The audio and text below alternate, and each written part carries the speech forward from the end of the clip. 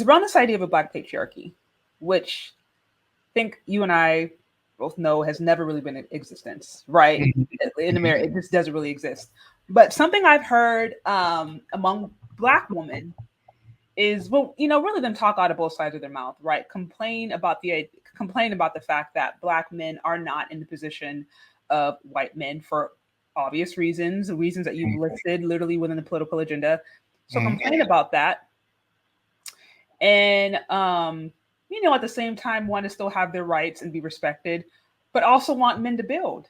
And so I was in somewhat of a debate a few weeks ago, and there was these women who were complaining about this stuff, and I was like, basically, you're asking for a Black male patriarchy. They didn't admit it, but that's what they were asking for. And then I followed that up with a week later, and I talked to the lovely Miss Courtney Michelle, and I asked her because she was explaining different things, and I was like, okay, so you're asking for a Black male patriarchy?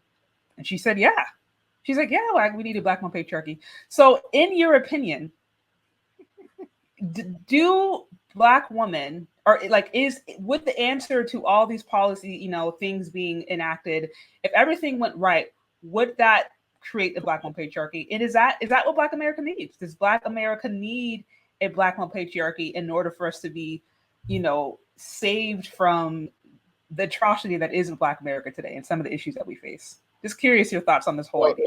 In terms of the agenda, I think the agenda is really more of an equalizing measure to get people's foot off our neck, whether it's through federal, state government, or whether it's through, the relationships with women who are leveraging these institutions for one reason or another against us. It's really more of a check and balance so that Black men can breathe. I mean, so when I say, I want to know if this child is mine before I sign a birth certificate, that's just a protective measure. That's not necessarily initiating a patriarchy.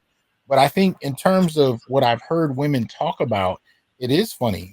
Courtney Michelle represents what I would imagine to be a kind of, a small unicorn-like, part of the community where she's saying, yeah, we want a patriarchy.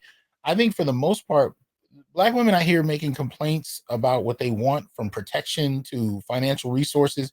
They are calling for a patriarchy, but they want a conditional patriarchy, right? They want a conditional patriarchy where they can enjoy the benefits of a traditional relationship, but they don't want to pay into a traditional relationship. So you protect, you provide, you pay the bills, you take out the trash, you make sure that X, Y, and Z are in place.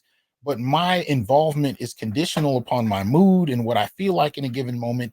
And if I don't want to be traditional, I should have the right to be whatever I want to be, and you need to shut up and let me do it. So it's people don't often understand the old ideas about a traditional relationship were always an exchange of resources. Men didn't protect, and that was the end of it. Men protected and women cooperated. That was an exchange of resources and energy, right? Men provided, women. Now in the Black community, both have always worked. That's the reality of it. So this dynamic where one didn't work, one did. That's the other groups. We always did. But the way that kind of ended up working out in an ideal relationship was, she may work if she chooses to, but if all hell hits the fan, her income is not necessary for the family to thrive. I mean, when I was married, my wife would frequently lose her jobs because she was always sick. She wanted to work because she wanted to work, but she also wanted me to make sure that I had everything covered if she couldn't. And I find that that's what's expected of Black men. But the question is, are women willing to initiate the other side of that traditional dynamic? What I found is most women want the benefits of it, but they want to cherry pick what they extend. And most women can't tell you what they're willing to give men in exchange for these resources. I mean, if anything, protection and provision for Black men, we've been taught and told so much that's what's required. We don't really have a sense of value for it. It's just a given that we've been told that we're supposed to do this. Many of us have never been taught this was always an exchange. And when you get men to a point where they're willing to ask, to tell women, this is what I need in exchange, you'll find that it takes a long time for men, even men in their 40s and 50s, to be able to articulate, look, I will protect and provide, but these are the things I need from you. Many of us don't know how to do that. And I think there are many women that take advantage of the fact that many don't. But that's the kind of exchange that we need to be talking about. Because if women want these kind of traditional resources, you got to pay into them. That's the only way it works. It's like having a life insurance program. You're not going to get life insurance that doesn't require you to pay into it. It doesn't work that way. You got to pay into it. So you mean black men just aren't going to take us as we are? Oh, take Well, me as I am isn't going we did. to. We've done that for a very long time, and it's only recently that black men got tired of it. But yeah, this was always conceptualized as a one-way thing. Yeah, no, I hear you. I all I could say is I totally completely agree. Simply because different conversations I've had consistently with women who espouse to be more traditionally minded and more soft girl or whatever. Mm-hmm. When you kind of get down to the nitty gritty, it sounds oftentimes like they still want both. They want to have their cake and eat it too. They want the ability to be traditional Yeah. on Monday and then modern on Tuesday, but the men always have to be traditional. And it's like, I don't know that it really works like that.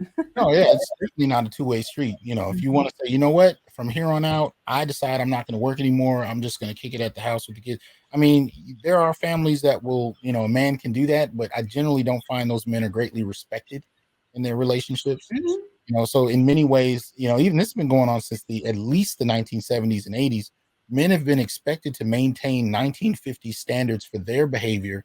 Women have been able to recreate and do whatever the hell they feel like. So they can work part-time, full-time, not at all, have kids, not have kids, adopt kids. There's so many variations on what women can do, but men have really one or two: work and protect. And if you don't do either one of those, you're no longer a good man, and anything she does is acceptable. If she leaves you, she takes the kids, she divorces you, she has another partner, all of it is acceptable if you don't meet the basic standard of protecting and providing.